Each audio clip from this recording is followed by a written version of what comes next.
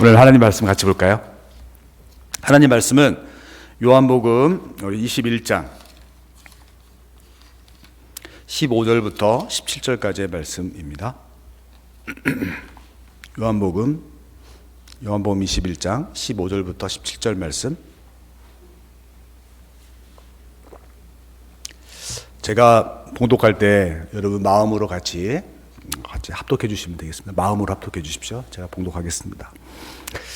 그들이 조반 먹은 후에 예수께서 시몬 베드로에게 이르시되 요한의 아들 시몬아 내가 이 사람들보다 나를 더 사랑하느냐 하시니 이르되 주님 그러하나이다. 내가 주님을 사랑하시는 줄 주님께서 아시나이다. 이르시되 내 어린 양을 먹이라 하시고 또 두 번째 이르시되 요한의 아들 시몬아 내가 나를 사랑하느냐 하시니 이르되 주님 그러하나이다. 내가 주님을 사랑하시는 줄 주님께서 아시나이다. 이르시되 내 양을 치라 하시고 세 번째 이르시되 요한의 아들 시몬아 내가 나를 사랑하느냐 하시니 주께서 세 번째 내가 나를 사랑하시느냐 하심으로 베드로가 근심하여 이르되 주님 모든 것을 아시오매 내가 주님을 사랑하시는 줄을 주님께서 아시나이다. 예수께서 이르시되 내 양을 먹이라. 아멘. 세상살이 참 힘드시죠? 안 힘드신가요? 저는 힘들던데요. 세상을 살아갈 때 세 가지 금이 필요하다 하더라고요. 세 가지 금. 혹시 아십니까? 뭐가 필요할까요? 황금이 필요합니다. 네. 우리가 자본주의 사회를 살아가기 때문에 아무리 우리가 뭘 하려고 해도요, 이 황금이 없으면 사실 아무것도 못합니다. 그래서 황금이 참 중요한 것 같아요. 네. 두 번째 금이 뭘까요? 어떻게 잘하세요? 다 아시는군요. 제가 갑자기 모든 걸 들킨 느낌입니다. 소금이 필요합니다. 네. 우리 몸이 그래도 유지되기 위해서 적당한 소금이 필요한 것처럼 소금은 되게 중요한 것 같아요. 그리고 나는 샐러리라는 것도 이 솔트에서 나오지 않았습니까? 그래서 소금이 굉장히 필요한 것 같아요. 인생을 살아가는데 우리 건강을 유지하기 위해서. 세 번째로 필요한 금이 뭘까요? 맞습니다. 네, 지금입니다. 지금 이 순간이 너무 중요합니다.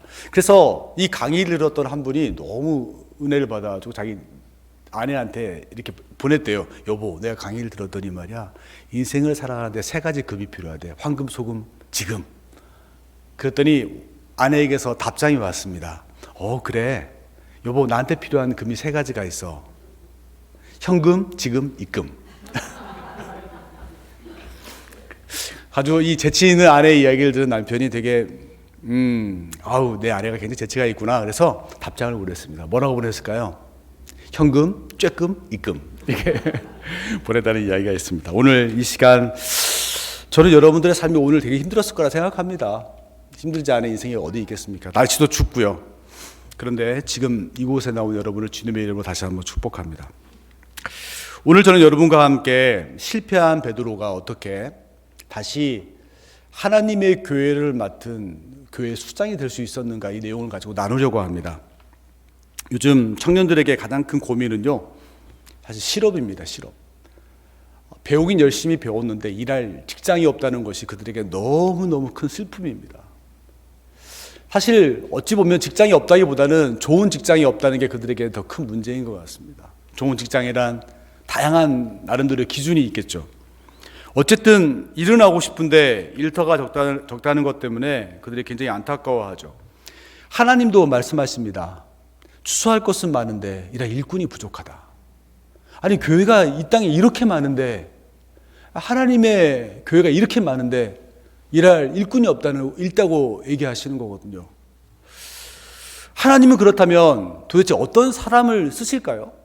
하나님은 어떤 사람과 함께 하실까요? 여러분 그런 고민 해보셨나요? 하나님이 모든 사람과 함께 한다고 생각하시나요? 아니요, 하나님은 그렇지 않습니다. 하나님은요, 지난번에 왔을 때 말씀드린 것처럼 평등하신 하나님이라 공평하신 하나님이세요. 하나님은 모든 사람을 다 똑같이 대하지 않으세요. 하나님은 반드시 친밀하게 다가가셔서 하나님이 귀하게 쓰시는 사람이 있습니다. 오늘도 그런 이야기입니다. 특별히 오늘 이야기는 베드로라는 한 사람입니다. 여러분 베드로 아시죠? 사복음서에 등장하는 복음서의 베드로와 사도행전에 등장하는 베드로의 모습은 천양지차입니다. 아니 사람이 이렇게 바뀔 수도 있구나 하는 싶을 정도로 엄청나게 큰 변화가 그의 삶 가운데 보입니다. 사리를 분별하지 못하고 덜렁대던 베드로가 예루살렘 교회의 수장이 되었습니다. 제사장의 뜰에서 예수를 부인하던 겁쟁이 베드로가 겁을 상실한 채 죽음을 두려워하지 않고 예루살렘에서 복음을 증거하는 사도가 되었습니다. 그 순간이 긴 시간이 아닙니다. 이 짧은 시간 동안에 베드로는 어떻게 이렇게 하나님이 쓰시기에 합당한 사람으로 바뀔 수가 있었을까? 그 사이에 어떤 사건이 있었을까요? 한번 추정해 봅시다, 여러분. 우리가 그냥 무작정 믿는 것이 아니라 성령의 역사하면 물론 되지, 물론 맞죠. 그런데 이 사이에 어떤 일이 있었는지 합리적인 추론을 한번 해봅시다. 이 사이에 어떤 일이 있었습니까? 약 40일 정도의 시간이 있었습니다. 40일 기간 동안에 예수님의 죽음과 부활 그리고 승천이 있었습니다. 그리고 부활하신 예수님과 베드로와의 만남이 있었습니다. 그게 요한복음 20장이고 오늘 요한복음 21장에 베드로와 또 한 번 만나는 장면이 오늘 본문에 기록되어 있습니다. 그리고 사도행전 2장에 성령 강림 사건이 있습니다. 그러니까 베드로, 복음서의 겁쟁이 베드로가 죽음을 두려워하지 않는 순교자 베드로로 되기까지의 과정 속에 적어도 이 세 가지의 사건, 네 가지 사건밖에 성경에 기록되어 있지 않습니다. 그러면 이 사건을 통해서 베드로가 변화된 건 분명합니다. 그 중에 한 사건이 오늘 본문에 나오는 베드로를 다시 부르시는 예수 그리스도와 베드로의 만남입니다. 요한복음 21장은 예수님께서 베드로를 세 번째 만나시고 그리고 네 번째 오늘 만나시는 내용을 기록하고 있습니다. 특별히 요한복음 21장에 보면 베드로가 숯불 앞에서 세 번 부인하지 않습니까? 그리고 숯불 앞에서 오늘 본문에 베드로가 세 번 예수 그리스도를 또 사랑한다고 고백하는 내용이 기록되어 있습니다. 자, 오늘 본문은 이렇습니다. 설교의 제목이 리스타트인데요. 어떻게 우리가 우리의 삶을 새롭게 다시 한번 시작할 수 있을까? 그런 고민에 대한 분명한 답을 주는 저는 하나님의 말씀이라고 생각합니다. 여기에 저는 여러분들이 어떤 일을 하시는지 모르겠지만 여기 계신 분들 중에 혹시 내가 부하 직원을 채용할 때 혹시 인터뷰를 해보거나 혹시 채용하는 과정 속에 함께 하신 분들이 계신가요? 종업원을 쓰거나 뭐 알바생을 써도 마찬가지겠죠. 그때 많은 경우에 회사가요 어떠한 사람을 고용할 때 중요하게 여기는 몇 가지들이 있죠. 어떤 원칙이 있습니까? 얼마나 잘 회사 분위기에 잘 녹아 스며들면서 자기가 맡은 직무를 잘 감당할 수 있을까? 그 능력은 얼마나 될까? 이런 것들을 다 점검하지 않습니까? 오늘 예수님께서도 겁쟁이 베드로 그리고 실패자 베드로, 분명한 실패자입니다.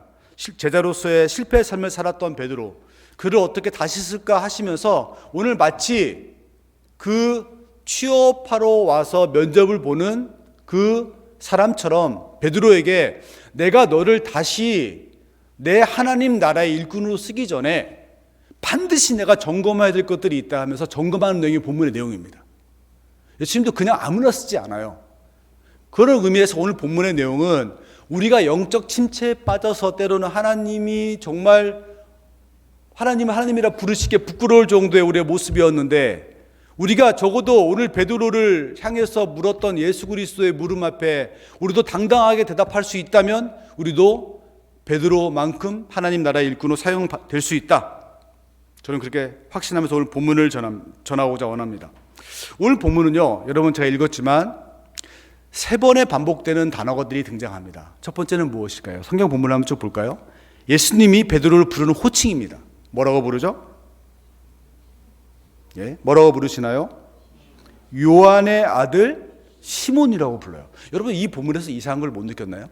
세 번이나 부르는데 요한의 아들 시몬 15절, 16절에도 요한의 아들 시몬아, 세 번째도 요한의 아들 시몬아 부르죠. 한번 넘어가 봅시다. 두 번째로 반복되는 게 뭐가 있습니까?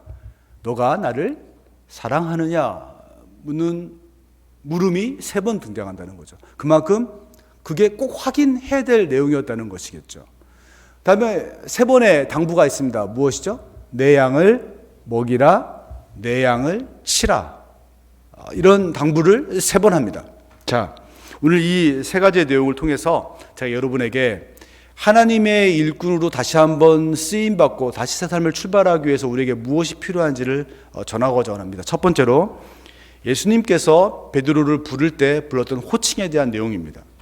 여러분, 이 본문이 왜 이상하냐면요, 예수님께서 베드로를 요한복음 1장을 보면 안드레를 제자로 부르시고 난 다음에 안드레가 자기 형 베드로에게 예수님을 인도합니다.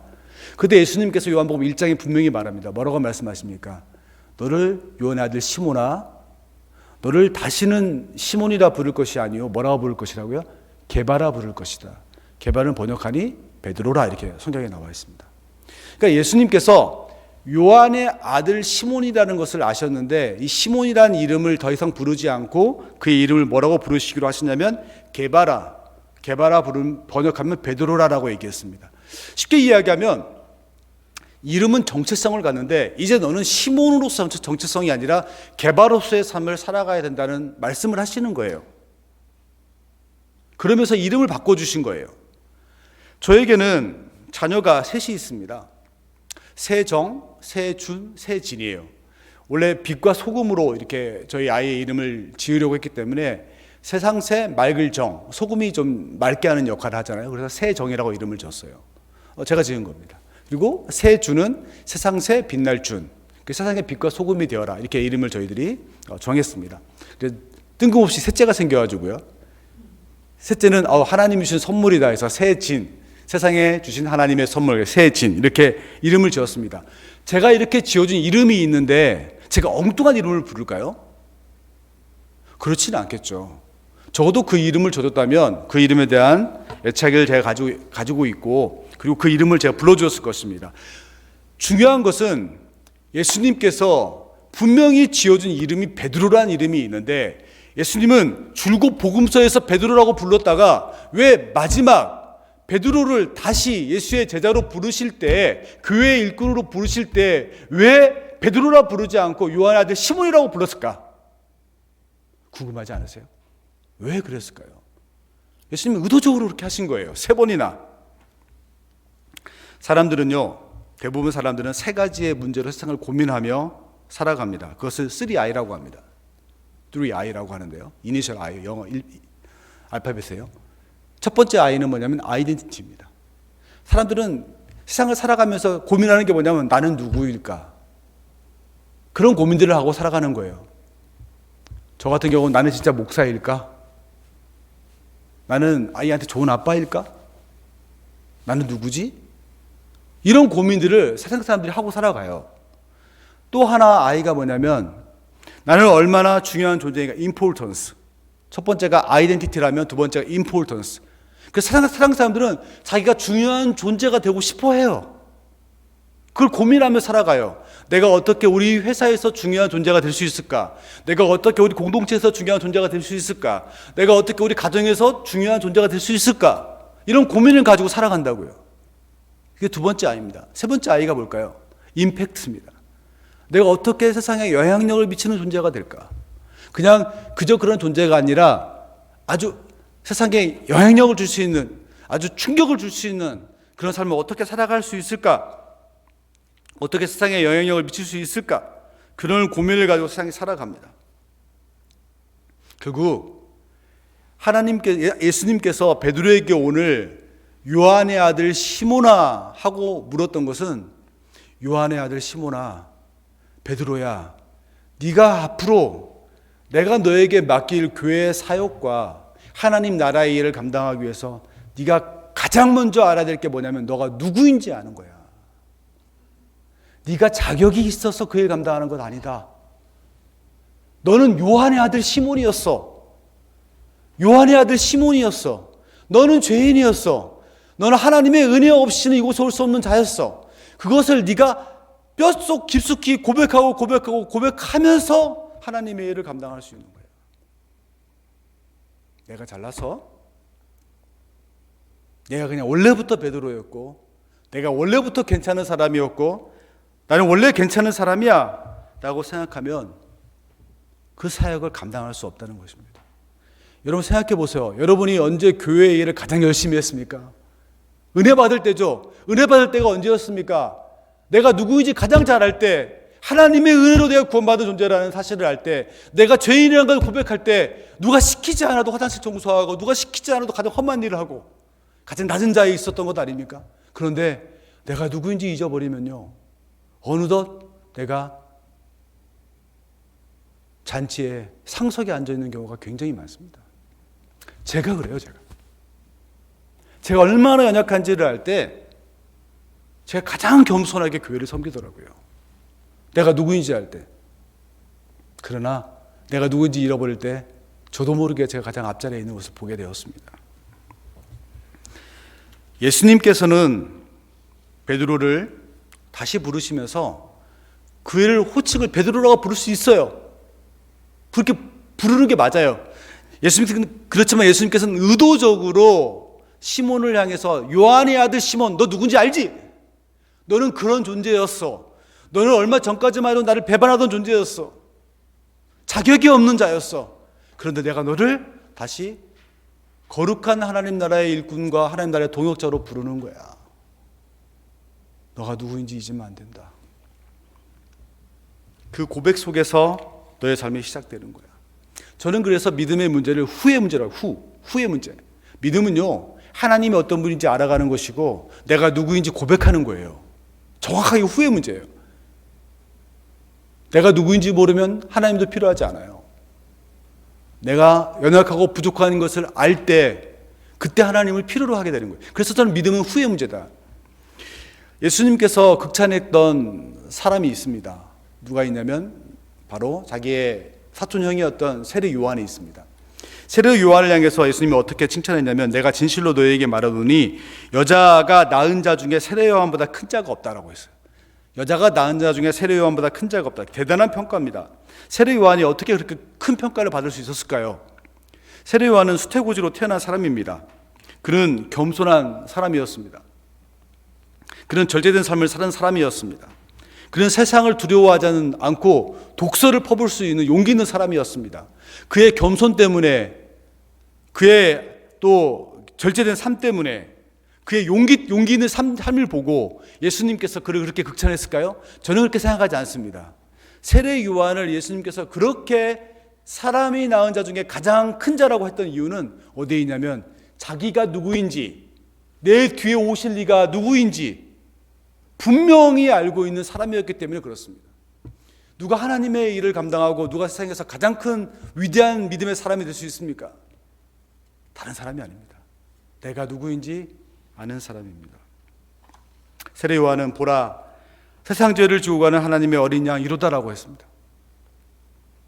예수가 자기 사촌 동생인 거 뻔히 알지만 예수님이 누구인지 분명히 고백하고요. 나는 그의 신발 끈도 풀기조차 감당하지 못할 정도로 연약한 자라고 본인의 자신을 고백합니다. 그래서 세례 요한이 그렇게 위대한 사람인 것입니다. 사역의 출발은요, 하나님의 교회를 세워가는 사람의 첫 번째 모습은요, 내가 누구인지 아는 바른 인식에서 비롯되어져야 됩니다. 예수님이 그러셨습니다. 예수님이 사역을 시작할 때 하나님으로부터 자신이 누구인지 확인받고 시작하셨고, 사역을 마치실 때에도 하나님으로부터 내가 누구인지를 확인하고 사역을 마치셨습니다.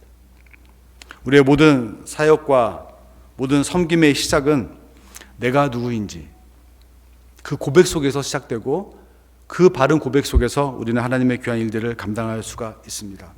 세상이 우리를 누구로 규정하는가 하기 이전에 우리 모두는 예수님의 사랑과 은혜 없이는 도저히 살아갈 수 없고 쓰임받을 수 없는 연약한 존재임을 잊지 말아야 합니다. 그때 우리가 하나님의 귀한 사역들을 감당할 수 있습니다. 하나님이 쓰시는 위대한 사람은요, 쓰시는 사람은 위대한 사람이 아니라 위대하신 하나님의 손에 붙들린 연약한 사람이다.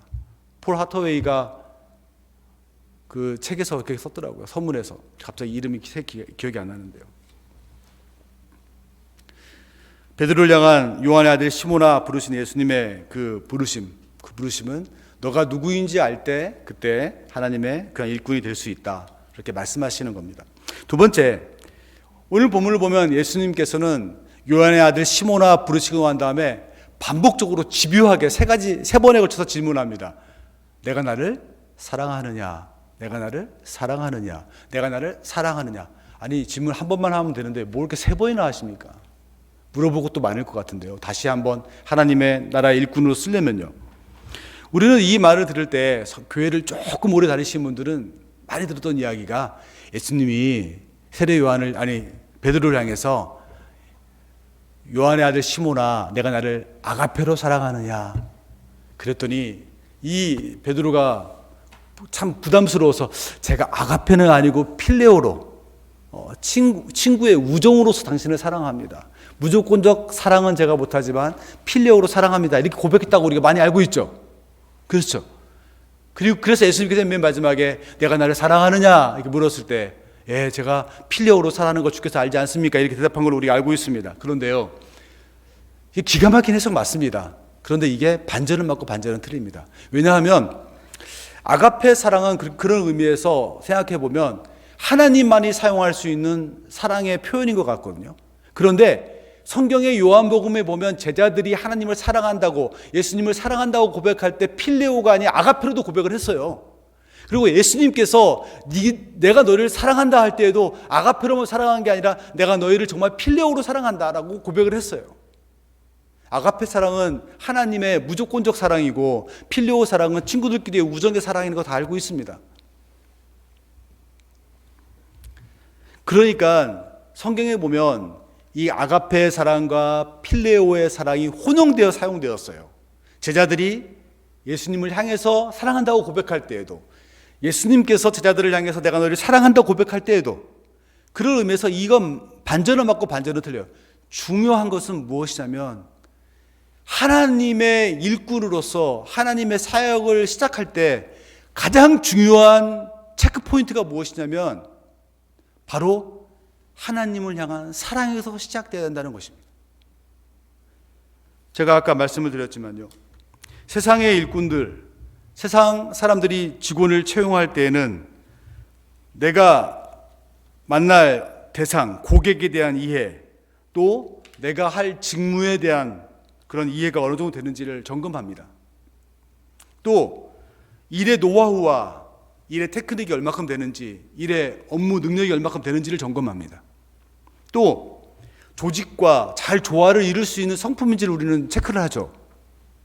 그런 것들을 이제 면접하시는 분들이 던툭 던지는 거예요. 그래서 체크를 하는 겁니다. 점수를 주고요. 예수님도 베드로에게 물어볼 수 있어요. 베드로, 내가 앞으로 교회 일꾼으로 일을 할 것인데 너 교회가 어떤 곳이라고 생각하니? 교회에 오는 사람들은 어떤 사람이 온다고 생각하니? 그러면 교회를 위해서 너는 무엇을 해야 될까? 너는 교회를 위해 뭘 잘할 수 있어? 너는 다른 사도들과 함께 잘 어울리기 위해서 어떻게 무엇을 준비하고 있니? 이런 것들 물어봐야 정상인 거예요.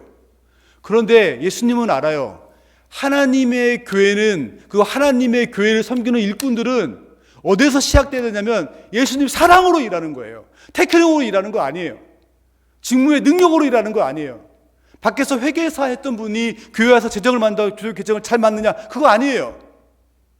저는 그렇게 생각해요. 왜냐하면 그 밑바닥에 예수를 향한, 예수님께서 우리에게 맡기신 영혼들을 향한 깊은 사랑이 없으면 교회를 감당 못합니다. 다 나가 떨어집니다. 그래서 예수님께서는 베드로를 다시 하나님 나라의 일꾼으로 부르실 때, 네가 앞으로 이 사역을 다시 감당하려면 내가 너에게 꼭 한 가지 점검해야 될 게 있다. 베드로야, 너 나 사랑하니? 왜냐하면 네가 앞으로 해야 될 모든 일들은 나를 사랑함으로 시작하는 거야. 나를 사랑함으로. 스킬이 좀 부족해도 괜찮아. 그리고 그 직무에 대한 이해가 좀 부족해도 괜찮아. 사랑으로 하는 거야. 그걸 묻는 것입니다. 남서울 예수교회는 안 그러겠지만요, 제가 사역했던 대부분의 교회는 11월 달이 되면 교회가 좀 어수선해집니다. 특별히 주일학교 선생님들은요, 주일학교 안 하겠다고 다 손을 들고, 전사님, 목사님, 제가 올해까지만 주일학교를 섬길 것 같아요. 그러면 그냥 화들짝 놀라죠, 섬기시는 분들은, 그 리더들은. 그래서 물어봅니다. 아니 선생님, 왜요? 잘하시는데 왜 그만두려고 하세요? 그러면 다 이유가 있습니다. 이유 없는 분은 없습니다. 저한테도 그런 경험 엄청 많습니다. 그때 제가 어떻게 한 줄 아세요? 그분 찾아가지고 딱 제가 두 가지만 묻습니다. 그분이 하는 이유들은 어떤 이유들이냐면, 아 목사님, 제가 스킬이 부족해요. 제가 더 훈련을 좀 받아야 될 것 같아요. 뉴라이프 훈련이든 어떤 훈련을 좀 받아야 될 것 같아요. 또 어떤 분들은 목사님, 제가 성경의 지식이 좀 부족해요. 또 어떤 분들은 목사님, 제 나이가 60인데 제가 어떻게 10대들하고 소통이 가능하겠습니까? 아유, 그거 못합니다. 이제 못할 것 같습니다. 제가 그런 분들 만나면 딱 두 가지 물어봐요. 선생님, 구원의 확신 있으세요? 소경이 소경을 인도할 수는 없습니다.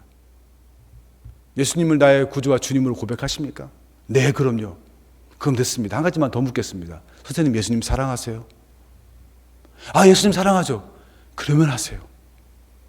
세대 차이, 성경의 지식, 가르침의 테크닉 부족해도 예수님 사랑하는 마음으로 시작하면 다 할 수 있습니다.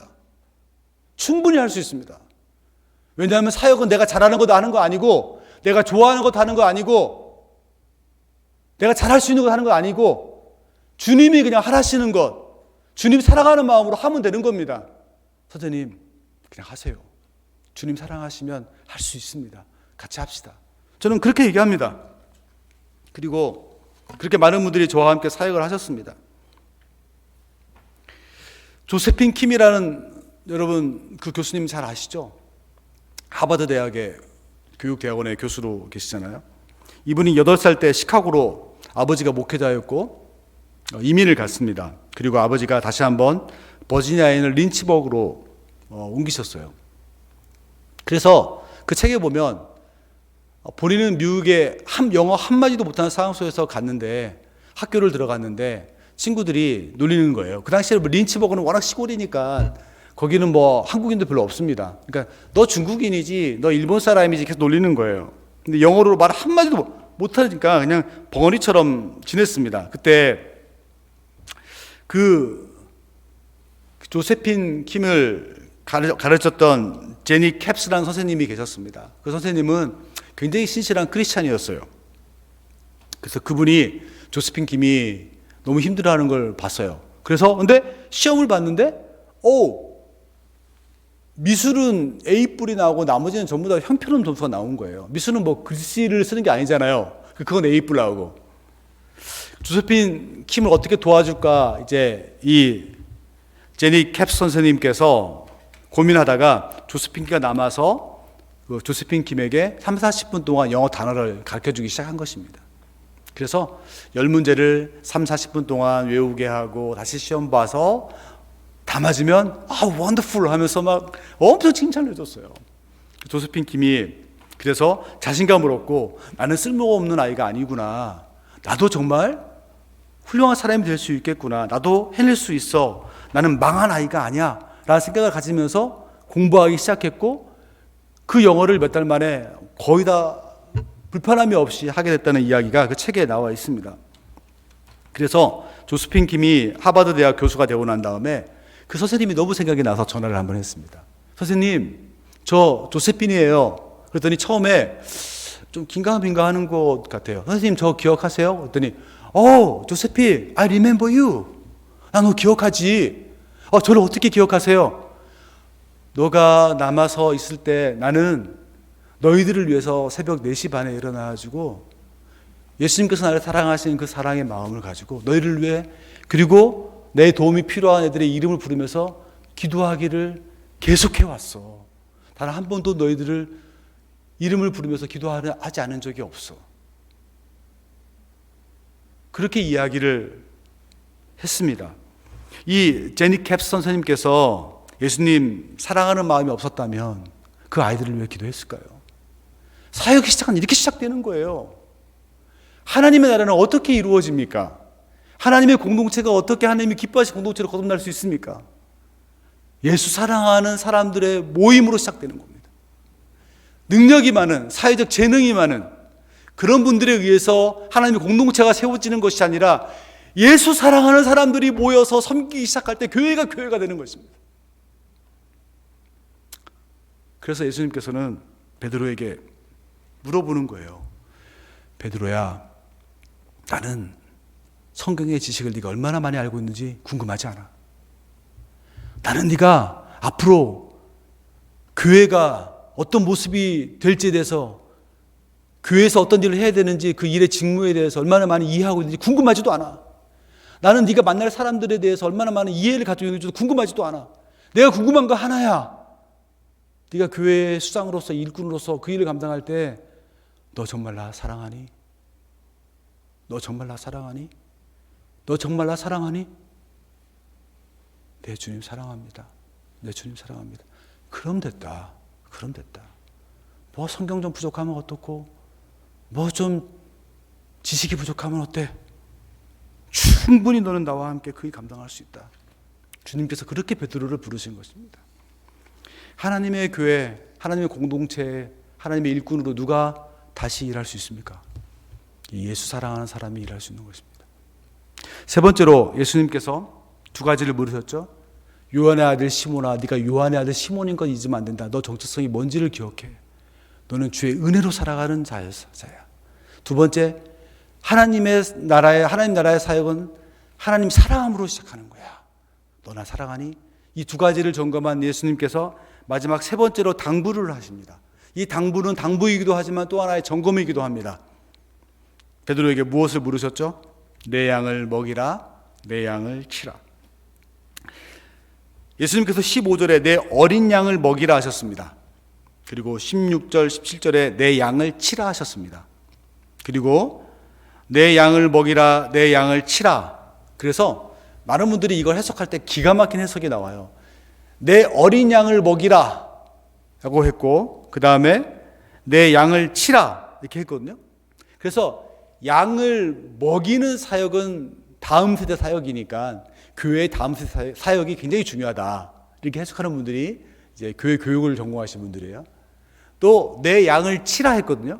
이 치라 하는 것은 우리가 장년들 사역처럼 치는 사역이기 때문에 이게 장년 사역이다, 돌보는 사역이다. 그래서 말씀 사역과 돌봄 사역이 있고 다음 세대 교육 사역과 장년들 교육 사역이 있다.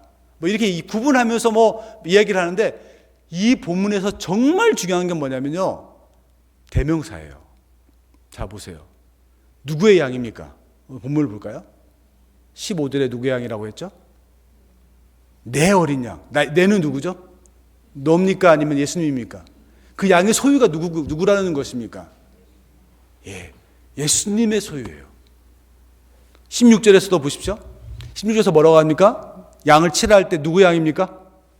내 양. 예수님의 양이라고 얘기하고 있어요. 너의 양이라고 안 하고 있어요. 17절에 볼까요? 10절에서도 내 양을 먹이라 할 때 내 양이 누구의 양입니까? 예수님의 양입니다.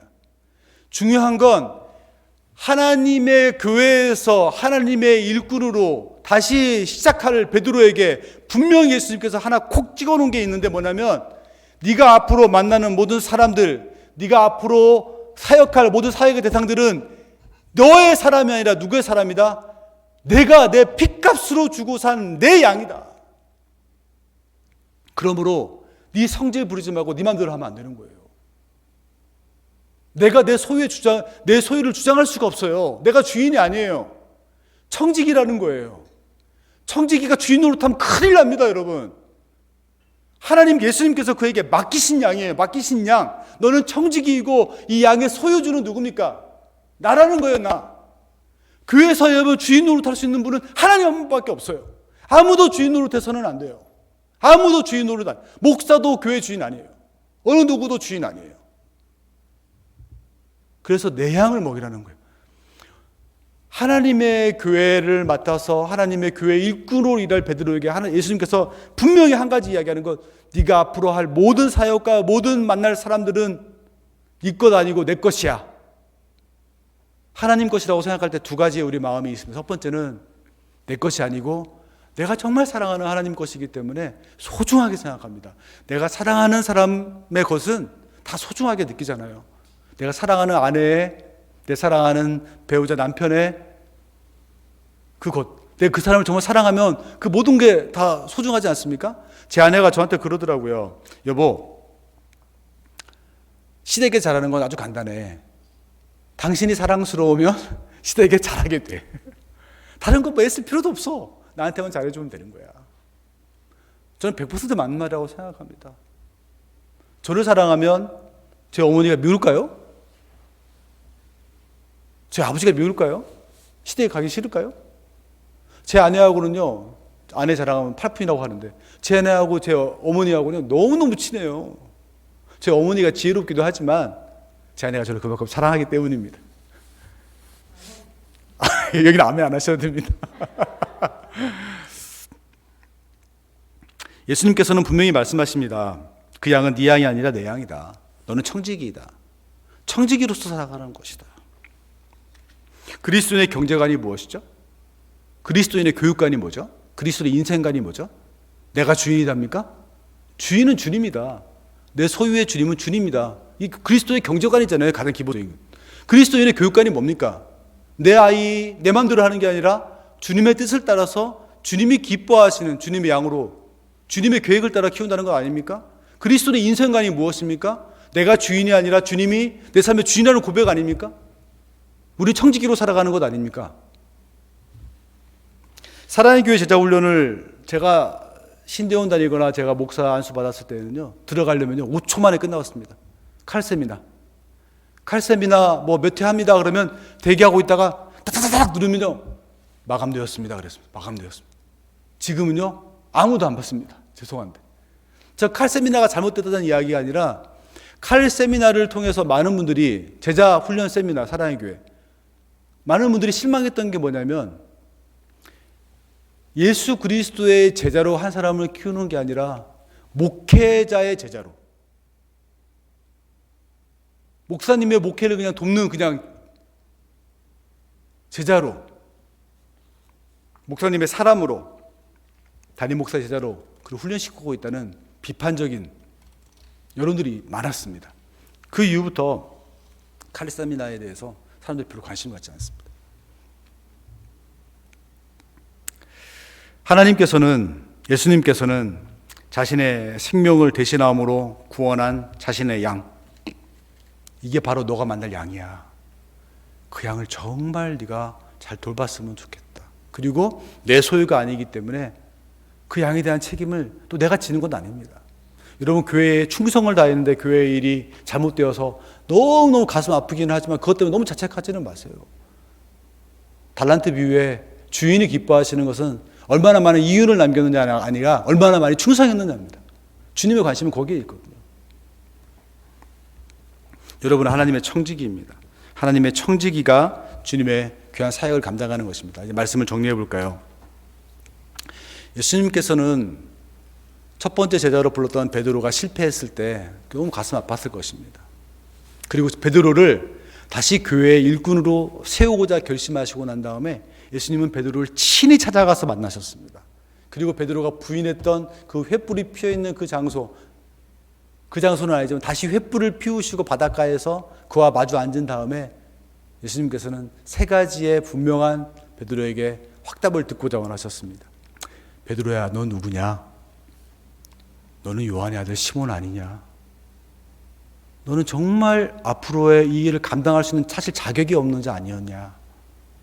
너의 구원도 그렇고 너의 앞으로 사역도 그렇고 그런 건 아니냐? 너가 누군지를 반드시 기억해라. 우리는 은혜 받은 자. 그걸 기억함으로 우리가 주의 일꾼으로 시작되는 것입니다. 내가 누구인지 알 때 우리가 그 사역을 제대로 감당할 수 있습니다. 두 번째로 예수님께서는 그에게 묻습니다. 베드로야, 나는 너가 성경의 지식, 다른 어떤 교회에 대한 이해 얼마나 많이 있는 것 궁금하지 않아. 단 한 가지 궁금한 게 있어. 왜냐하면 앞으로의 하나님 나라의 사역은 이것으로 시작되니까 너나 사랑하니? 너나 사랑하니? 너나 사랑하니? 주님께서 확인하셨습니다. 3번이나. 그리고 주님께서 그에게 부탁하셨습니다. 베드로야, 앞으로 네가 교회에서 또 하나님 나라 일꾼으로 일할 때 만날 모든 사람들, 모든 대상들은 내 양이다. 너는 청지기다. 내가 너에게 맡긴 거야. 주인 노릇하지 말아라. 주인 노릇하지 말아라. 그때 베드로가 그 물음 앞에 내가 주님 사랑합니다. 내 주님의 양입니다. 그리고 그 주님의 물음과 베드로의 고백이 있고 난 이후에 베드로의 삶은 180도 달라진 것입니다. 복음서의 베드로와 사도행전의 베드로는 다른 사람입니다. 우리도 다시 시작할 수 있습니다. 다시 시작할 수 있습니다. 세 가지를 점검하면 됩니다. 나는 누구인가? 나는 예수님 사랑함으로 사역하는가? 그리고 내가 만나는, 내가 하는 모든 일들은 주님께서 맡겨주신 것들이고 주님이 핏값으로 사신 귀한 영혼들이요, 나는 그 영혼을 돌보는 청직이다. 내가 주인으로 하지 않겠다. 그 고백을 할 수 있다면 저와 여러분은 이 시대에 또 하나님 나라 일꾼으로 귀하게 사용될 줄 믿습니다. 그런 저와 우리 남서울 예수교회 되기를 주님의 이름으로 축원해 드립니다. 이 시간 우리 찬양할까요? 찬양할 때 나는 믿네 찬양하겠습니다.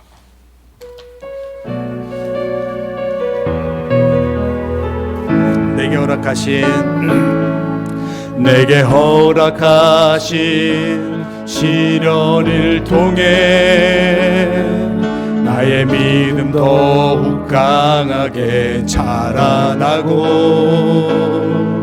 험한 산과 골짜기 지나는 동안 주께 더 가까이 나를 이끄시네.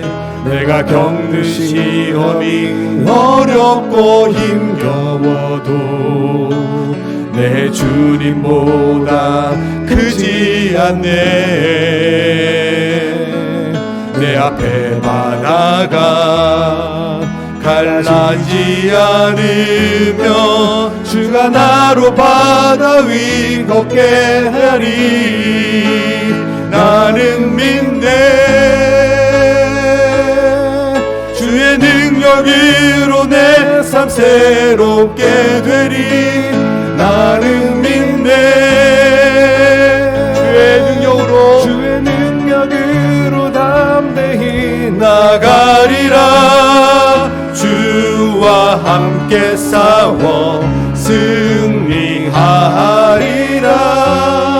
날마다 믿음으로 나 살아가리.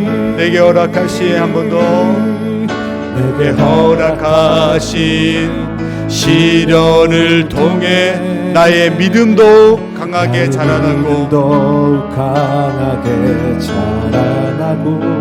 험한 산과 골짜기 지나는 동안 주께 더 가까이 나를 이끄시네. 내가 겪는 시험이 어렵고 힘겨워도 내 주님보다 크지 않네. 내 앞에 바다가 갈라지지 않으며 주가 나로 바다 위 걷게 하리. 나는 믿네. 주의 능력으로 내 삶 새롭게 되리. 나는 믿네. 주의 능력으로 담대히 나가리라. 주와 함께 싸워 승리하리라. 날마다 믿음으로 나 살아. 나는 믿네.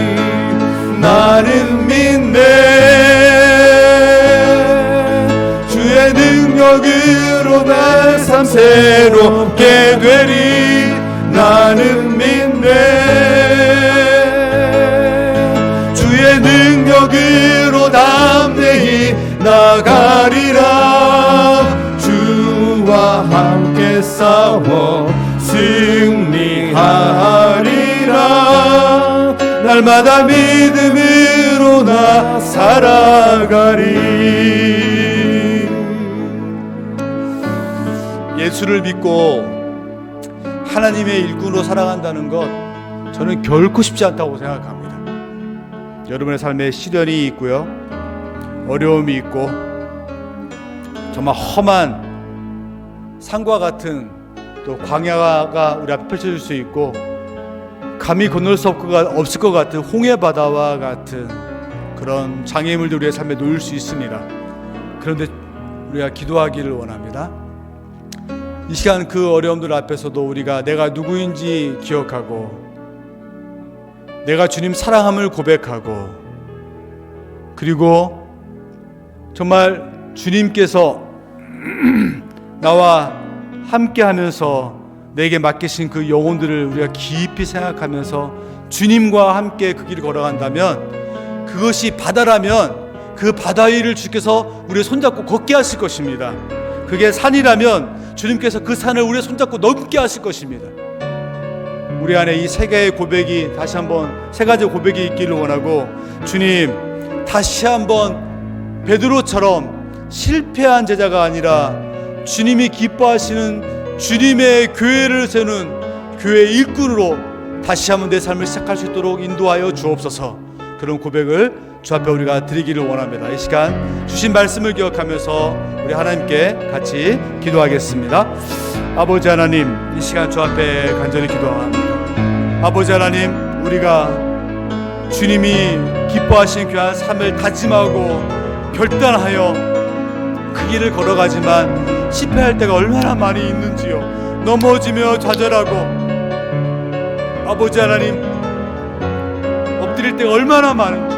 그런데 주님, 주께서 우리 가운데 말씀하십니다. 그 험하고 너 앞에 놓여있는 그 장애물이 많을지라도 너가 누구인지 다시 한번 분명하게 너 죄성을 고백하고 그리고 네가 나 사랑함을 분명히 고백하고 그리고 내가 너에게 맡겨주신 그 양의 소중함을 기억하며 청지기로 삶을 다시 한번 다짐한다면 내가 너의 손잡고 바다를 건너가고 산을 건너가서 그 일들을 또 이루며 하나님의 교회를 하나님의 나라를 세워갈 것이다. 주님, 그 주님의 그 담대한 아버지 하나님 부르심 앞에 우리가 다시 한번 주의 일꾼으로 달려갈 수 있도록 우리와 함께하여 주시옵소서. 우리를 다시 한번 그렇게 부르시며 주의 일꾼 되게 하여 주시옵소서.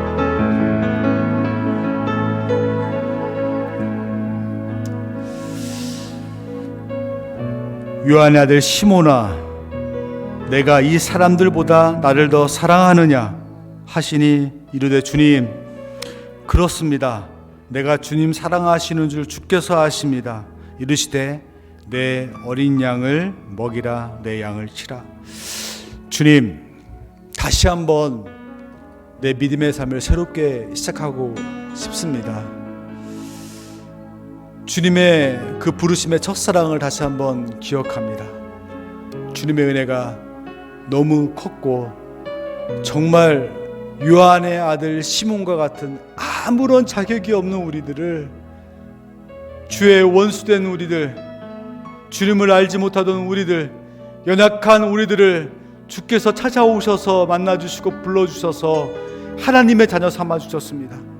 연약하고 주님의 원수되고 주님을 알지 못하던 자가 바로 저였음을, 우리였음을 다시 한번 고백합니다. 주님, 우리는 은혜로 사는 자임을 다시 한번 고백합니다. 그리고 주님, 내가 주님을 사랑합니다. 내가 주님을 사랑합니다. 주님께서 그 사랑의 고백을 들으시기를 기뻐하시는 줄 압니다. 주님, 제가 주님 사랑합니다.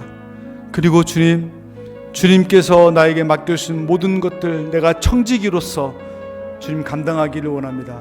주인 노릇하지 않겠습니다.